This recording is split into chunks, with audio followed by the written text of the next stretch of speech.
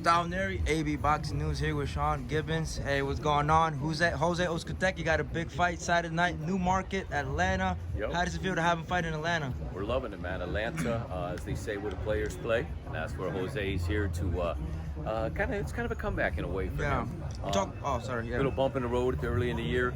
Kind of lost sight of some things when he won the belt. Kind of got complacent, but now very hungry and ready to come back and make a statement. There you go. If tomorrow night all is successful, do you guys want him like already back in world title contention, or just give him that confidence? You said, you know, he's hungry, whatnot, but you do little by little, just right away for a title shot? Tomorrow night's the confidence builder. That'll put him back on the map. Then we're looking at David Benavides. We're looking at anything at the WBA. We'll be back in line for an IBF mandatory for number one. Okay. So we'll be back in an eliminator to get the plan again, because that's really, Jose would love to get that fight back. He just, it's the old saying, you win the title, you make a lot of money, and all of a sudden you're doing things you probably shouldn't have done. So tomorrow night, very focused, back on track, and you'll see the old Bolavita. Nice.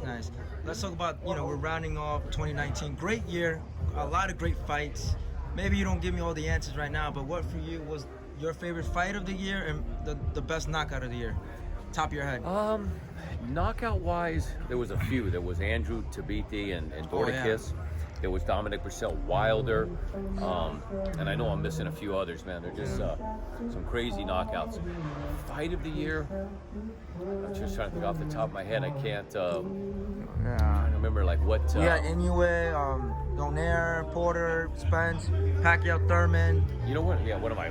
Pacquiao, Thurman, of course. And the reason why Pacquiao, Thurman, a lot of that has to do with Manny being 40, Keith being 30, and Keith came to bring it. Yeah. To me, it might have not been like a how do you say, like one of these crazy Vasquez, Marquez type, but the age difference, the undefeated, Manny was an underdog in that fight.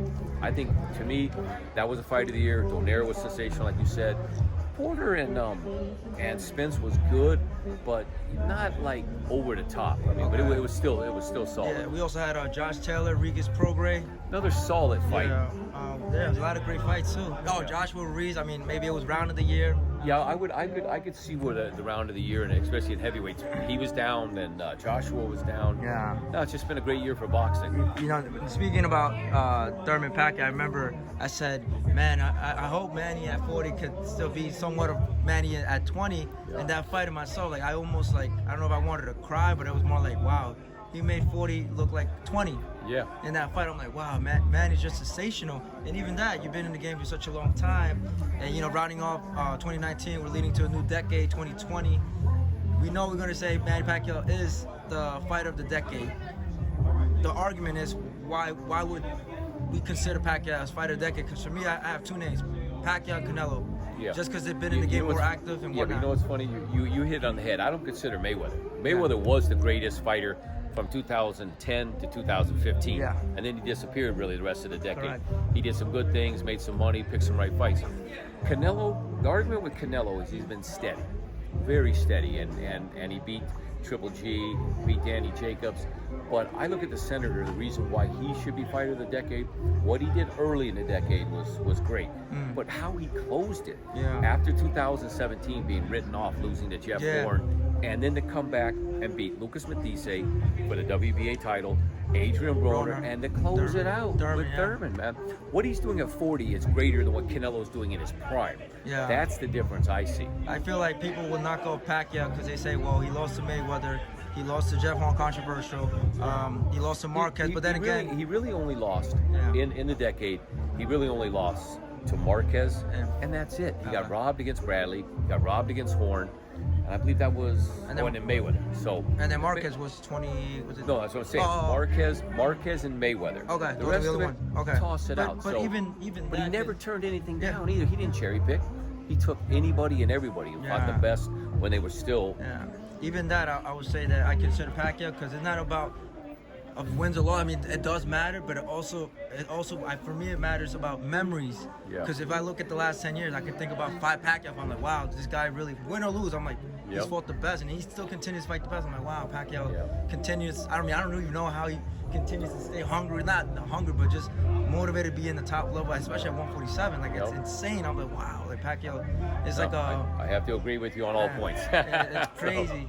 2020, we were here in April, late summer. I did want to ask you that Mikey did sign with DAZN. I know that he was mentioned for Pacquiao. Does him signing with DAZN hurt his chances for a Pacquiao fight, knowing that he's PBC, Mikey's DAZN one-fight deal, from what I'm hearing, with an option?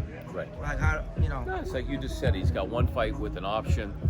So that puts him back in the market if he wins. First, he's got to beat Jesse Vargas. That's no gimme. Danny Garcia beats Red Catch. He's in the mix. Sean Porter's out there, even though he lost. And then the man that a lot of people are talking about still is Earl Spence. So, over the next few weeks, he'll kind of make a decision. Right now, the Senator's enjoying basketball, holiday, New Year's.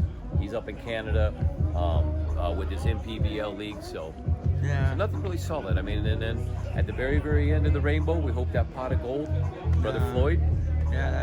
Come get some of that. That would be a great fight. Ending with this, you mentioned Errol Spence. Spence surprised me too, because he said even after what happened to him, he said, I want Pacquiao or Garcia next, which surprised him. Like, man, I'm like, Spence, I think you should take a tune-up fight before you fight a Pacquiao, because Pacquiao's not a.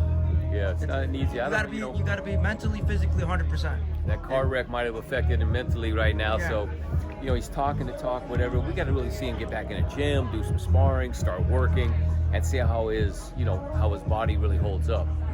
So, at the moment, we'll just have to kind of wait until the new year and figure things out. Last, I just want to let you go with this one. Your predictions: Wilder, Fury. They just announced it February 22nd.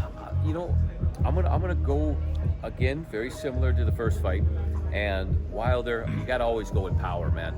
Tyson Fury's probably the best boxer in the heavyweight division, but I'm going with power. Power, power always, all you got to do is one punch somewhere between the first and the 12th. And I think it'll be similar to the first fight. But once again, he gets a little tired, then he's flat-footed, and then it changes the tune of the fight. So I think Wilder still by decision or potentially a late knockout. There you go, Gustavo Neri, AB Boxing News here in Atlanta with Sean Gibbons. Appreciate it. Hope to see you guys soon in April, late spring, early summer. Thanks again, man. Appreciate it. Thank you. There you go.